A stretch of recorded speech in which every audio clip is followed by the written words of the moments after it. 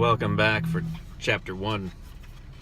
I'm sitting in a parking lot while my daughter practices soccer. Oh, here comes a guy with a leaf blower.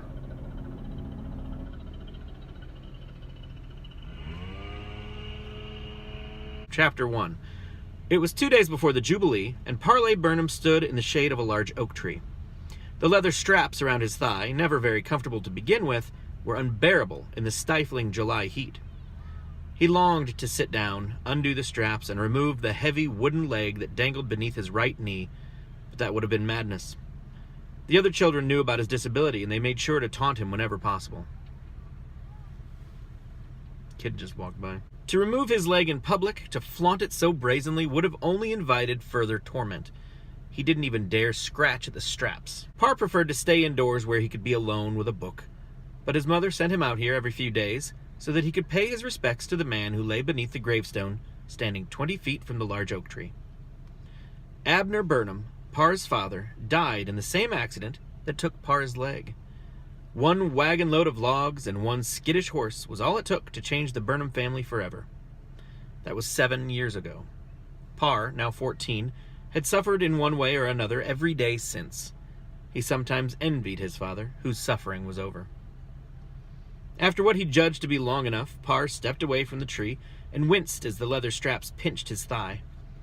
He didn't know how much longer he would be able to wear the false leg. It was far too small for him, and the straps barely reached around his thigh as it was. His mother had made such a fuss over the cost of it, and bemoaned the day he would outgrow it, that he had gone to great lengths to postpone that day for as long as possible.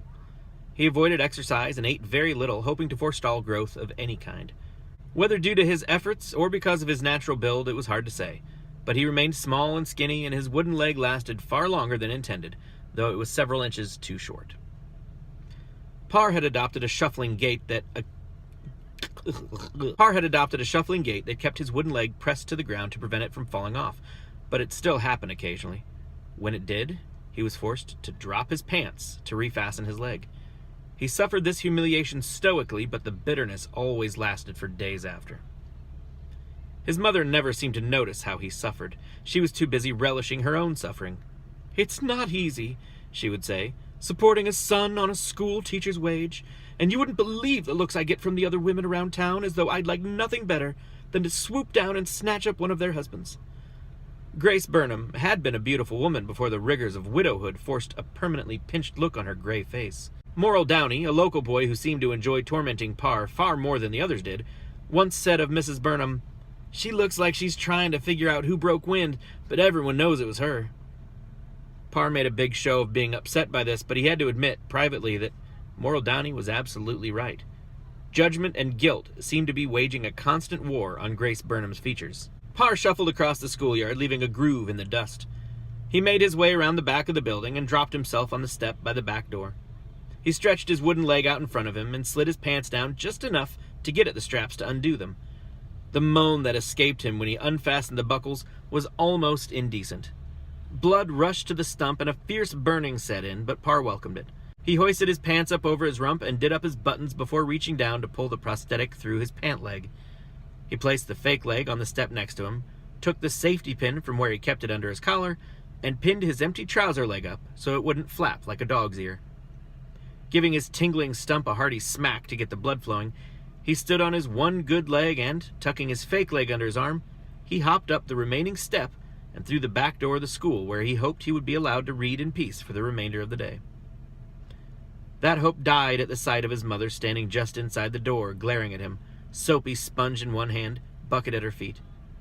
She had a manic look in her eyes, and Parr tensed, waiting for a whirlwind of complaints, a list of imagined slights his mother had suffered, none of which were his fault, but all of which were his responsibility. Frozen in the doorway, one hand on the doorframe, one hand clutching his wooden leg, Parr waited, but the attack never came. Somebody's mowing. What is happening? Grace Burnham slowly turned her wide eyes back to the blackboard and applied the sponge in what had been her Friday afternoon ritual since before her son was born. Parr exhaled quietly, slowly. He had seen this behavior from his mother before, had seen her lost in her own head. Once he asked her where she went in those dream moments, but she had no idea what he was talking about, and he dropped the subject when she got agitated. He gripped the wooden leg between his knees and, leaning on the desks and swinging his legs forward, moved quickly through the room until he reached the coat hall. A long bench stretched the length of the coat hall, and Parr stashed his leg beneath it. There was a small loft above the hall, all that remained of the bell tower that had been the town's pride and joy. The tower caught fire years ago, but the bell had survived and was mounted on a small raised platform in the town square. Parr's father boarded up the loft when he repaired the roof after the tower fell, but there was a small door set into the ceiling that provided access to the small space. Abner shared the secret space with his son once upon a time, and it was the only place in the entire world where Parr now felt safe. There were several hundred townsfolk who would have agreed that it would have been better if Parr had died under that log roll 7 years ago, but up here, up in the loft, no one winced when they looked at him.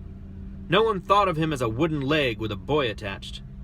Up here, he was Parley Burnham, voracious reader, hopeless dreamer. He was a one-legged teenaged boy, yes, but he was so much more. King, warrior, sorcerer. Here he was someone's beloved, someone's hero. Out there, he was a tragedy, the broken-hearted son of a dead man. Parr nimbly hopped up onto the long bench, and his fingers instantly found the nearly hidden grooves between the wallboards. Years of doing this had made his arms and hands exceptionally strong. He hoisted himself up and climbed hand over hand up the wall until he could reach the whitewashed panel, which he pushed up into the ceiling. He gripped the ledge and fell back, swinging out over nothing, pretending for a brief moment that he was in danger, and then, with little effort, he pulled himself into the dark hole, dropping the whitewashed board back in place. As far as the rest of the world was concerned, Parley Burnham had ceased to exist, which was fine with him. That's the end of Chapter 1. Join us again for Chapter 2. We'll see you soon. Grace Burnham slowly turned her wide eyes back to the blackboard and applied the sponge in what had been her Friday afternoon fervor.